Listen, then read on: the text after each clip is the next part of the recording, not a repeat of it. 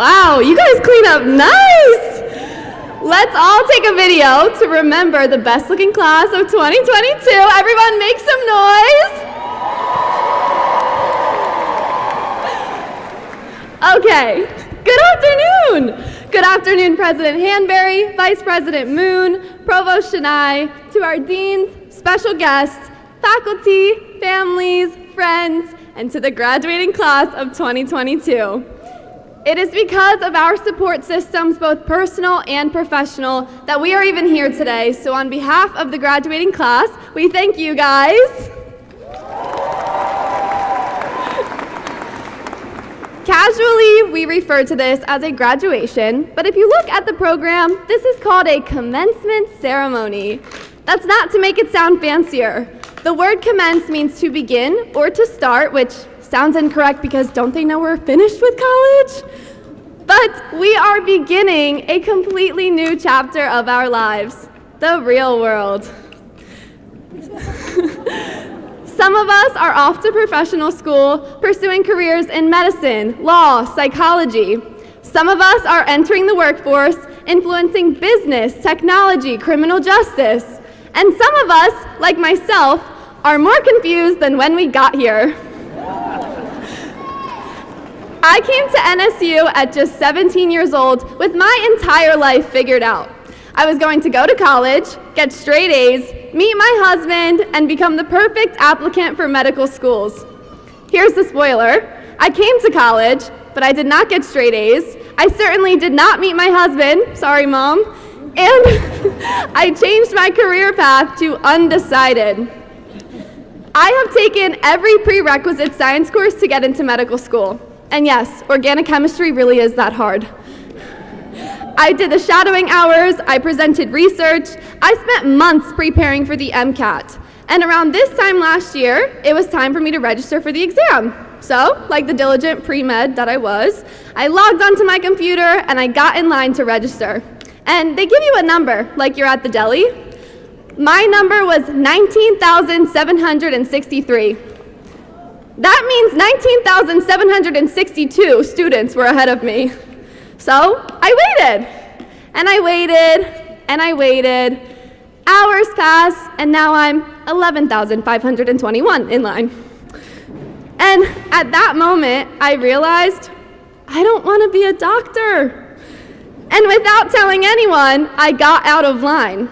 Now, for anyone who doesn't know the path to becoming a doctor, this is a dramatic decision to make.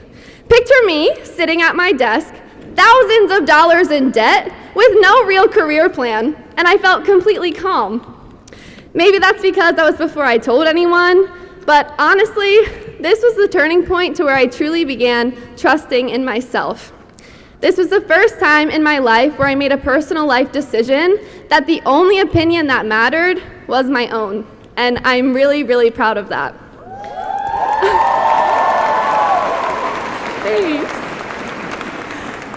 Throughout my 4 years at NSU, I have questioned almost every aspect of myself that I came here certain about. I've questioned my passions, I've questioned my values, I've questioned my self-worth, my entire identity. But with every question I had, I was met with the opportunity to write my own answers. I had the opportunity to decide who I wanted to be. The decision to change my career plan sounds like it's an impulsive one, but it has been backed by every experience I've had at NSU. It started in Razor's Edge Shark Talent, where I could showcase my creative passions in the performing arts.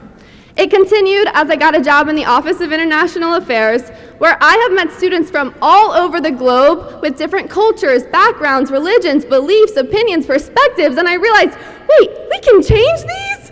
I started changing my mind about everything. I started questioning everything.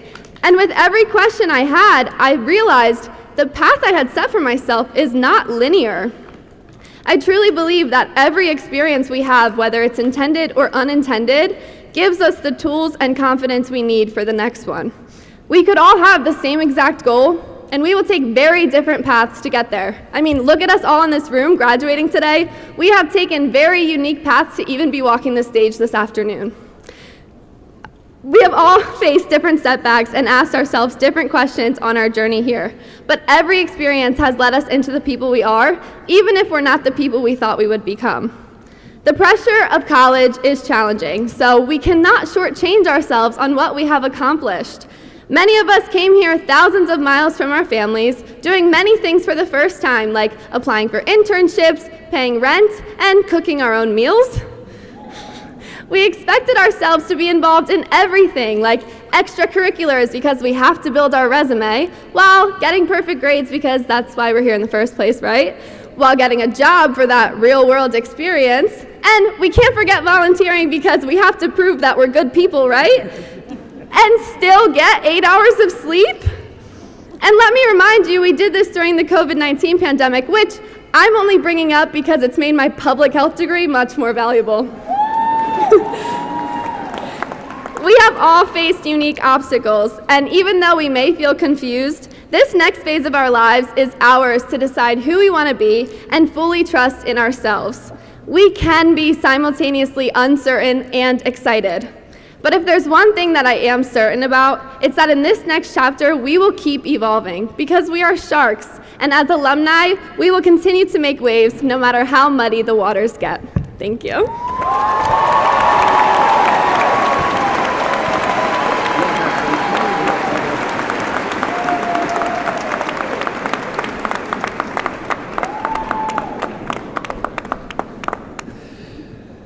And thank you, Cassidy. I assure you, you will have no problem on whatever you want to do.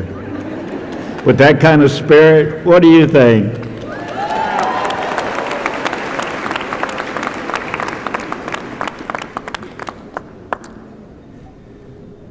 You know, this morning we had the real